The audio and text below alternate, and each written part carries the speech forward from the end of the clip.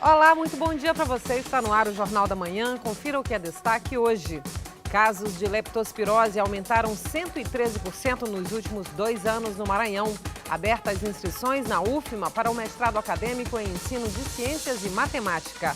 TV UFMA relembra os carnavais antigos do Maranhão. No estúdio eu converso com Carlos Renildo, da coordenação do Rebanhão, maior evento musical católico nesta época de carnaval. Agora no Jornal da Manhã.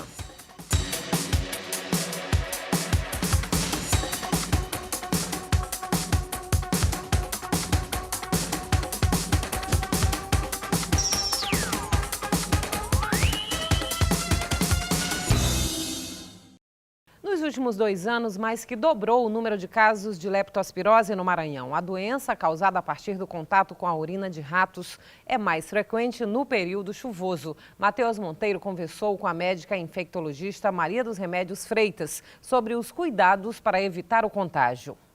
Os casos da doença dobraram aqui no estado do Maranhão. Isso corresponde a um aumento de 113%. Para entender mais sobre o assunto, eu converso agora com a médica infectologista Maria dos Remédios. Doutora, bom dia. O que é a leptospirose? Bom dia. A leptospirose é uma doença causada pela leptospira, que é mais comum que ela seja eliminada pela urina do rato, especialmente o rato de esgoto. E ela pode causar uma doença leve, como com febre, dor de cabeça, que pode passar como uma virose.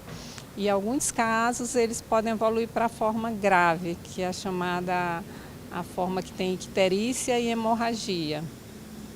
Doutora, existe um local onde é mais propenso à contração da doença? Então, especialmente quem se expõe à água de enchente, né? Porque a pessoa, para pegar, ela precisa ter em contato com uma água que tenha a urina do rato. E esse contato, ela precisa ficar com a pele por bastante tempo ou mucosa, em contato com aquela água que tem a urina do rato e que tem a leptospira. Então, normalmente isso acontece em enchente, então quando você tem sua casa invadida por água numa grande chuva ou a questão de rio. E também em situações profissionais, como as pessoas que trabalham com lixo, com limpeza de esgoto. E então, se você tem ou a água acumulada, né, que aí você vai ter a urina do rato que pode estar naquela água, ou se você tem os locais que tem os resíduos e as coisas que favorecem a proliferação desses roedores. Então, também quem tem contato com lixo. Essas são as formas mais frequentes de transmissão. Então, precisa ter o rato, a leptospira na urina do rato e a água e o contato dessa água com a pele ou com a mucosa do indivíduo. Doutora, por exemplo, quem teve contato, saiu de casa na chuva e aí teve contato com aquela água que passa ali na rua, como é que deve proceder quando chega em casa? Então, o ideal é você, né, tomar banho, se limpar, mas você tem que lembrar que o contato ele precisa ser prolongado, não é simplesmente uma horinha que você mete o pé na água e você se contamina. Então, normalmente, aquelas situações mesmo que você, por conta da enchente, tem que atravessar, ficar horas e horas, às vezes até também por conta do resgate, que demora. Ou as pessoas também muitas vezes ficam ansiosas depois que aquela inundação passa para tentar limpar a casa, né? Então, lembrar que nesses momentos elas precisam estar de botas, precisam estar protegidas para não entrar em contato com aquela água. Uma forma menos frequente de transmissão é por alimentos contaminados com a leptospira. Então, você vê agora recentemente aquele inundamento naquele mercado principal lá de São Paulo, né, o CEAGESP, e houve contaminação dos alimentos. E você viu que os alimentos eles foram jogados fora, né? Então, numa enchente, se a água entra na sua casa, você tem que se desfazer também da comida, porque aquilo ali pode estar contaminado com a leptospira. Quais são as outras recomendações, doutora? Então, quem trabalha nessas áreas, por exemplo, até quem trabalha com lixo reciclável, por exemplo, precisa ter muito cuidado. Então, todas essas áreas você tem orientações sobre os equipamentos de proteção individual, né? Então, Se a pessoa vai limpar um esgoto, vai limpar uma rua, né, por conta de uma inundação, numa enchente, você precisa sempre usar os equipamentos de proteção individual. O que são? Bota, luvas, né? Então você não se expor. Se é a sua casa que inundou, a mesma coisa, você não pode estar se expondo àquele material porque você pode contrair. Então lembrando que um percentual dessas pessoas que se contaminam pode fazer forma grave, né? E a forma grave pode evoluir para a morte. Ok, doutora, muito obrigado pelas informações. Matheus Monteiro para o Jornal da Manhã. Já estão abertas as inscrições para o processo seletivo do mestrado acadêmico em ensino de ciências e matemática. Podem se inscrever graduados em cursos de ciências biológicas, ciências naturais, física, matemática, química ou pedagogia com diploma de cursos de licenciatura ou bacharelado, reconhecidos pelo Conselho Nacional de Educação. O mestrado tem 2 linhas de pesquisa: ensino, aprendizagem e formação de professores em ciências e matemática e ciência, tecnologia e sociedade. Outros detalhes no site ufma.br, no setor de editais. A defensora pública Lindevânia Martins falou à nossa reportagem do Jornal da Manhã sobre a importância do mapeamento da violência praticada contra pessoas trans.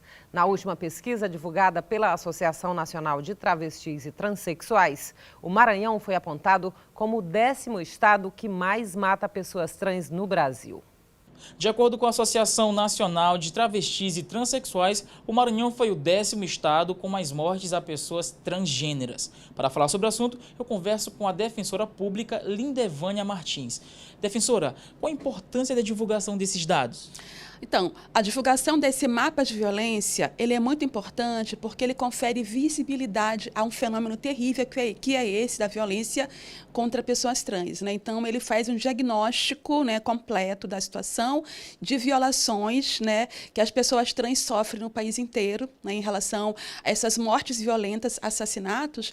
Isso permite, né, que a gente possa, de fato, né, intervir de uma forma mais eficaz contra a violência e cobrar do Estado políticas públicas, né, que visem dar segurança às pessoas travestis e transexuais. Defensora, como a violência se reflete na vida das pessoas trans?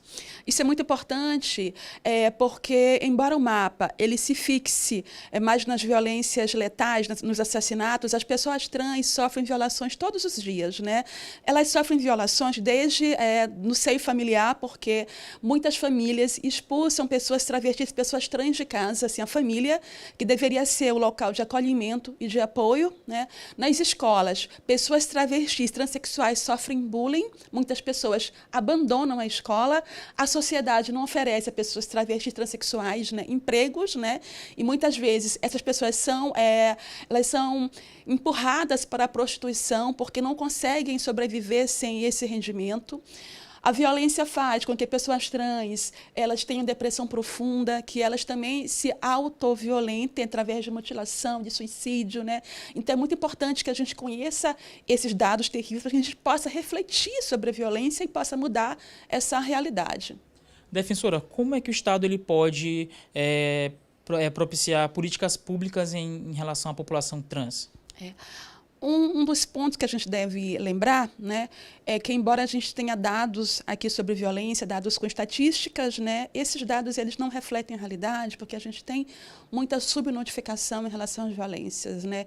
Então, uma forma do Estado ser mais eficaz, né, é evitar a subnotificação, né, ter meios para que a gente possa realmente identificar a morte, né, de pessoas travestis, transexuais, né?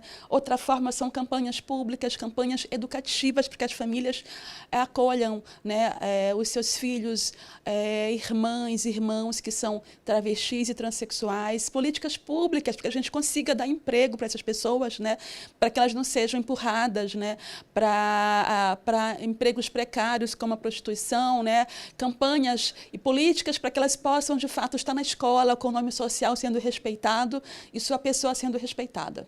Tá ok, muito obrigado pelas informações, defensora. Matheus Monteiro para o Jornal da Manhã.